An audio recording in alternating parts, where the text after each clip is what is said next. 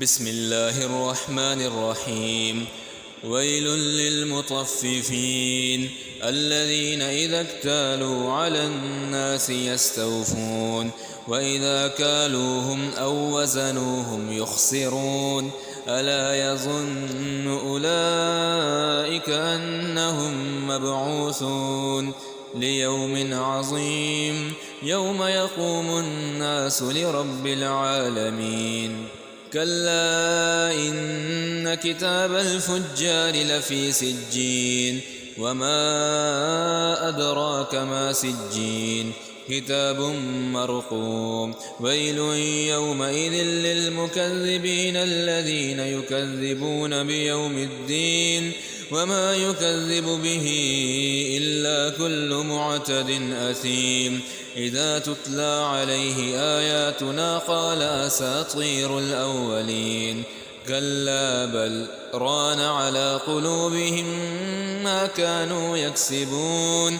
كلا إنهم عن ربهم يومئذ لمحجوبون ثم إنهم لصال الجحيم ثم يقال هذا الذي كنتم به تكذبون.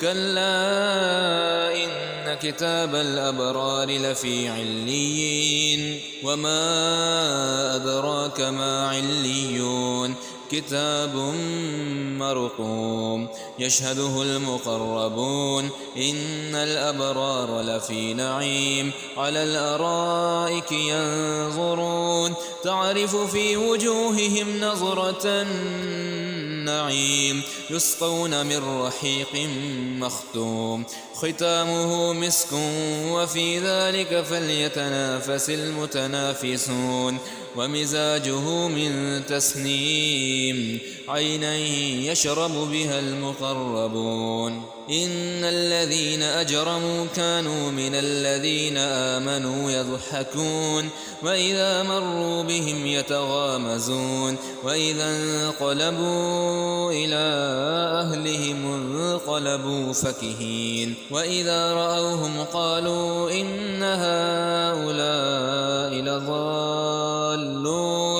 وما أرسلوا عليهم حافظين. فاليوم الذين آمنوا من الكفار يضحكون على الأرائك ينظرون هل ثوب الكفار ما كانوا يفعلون.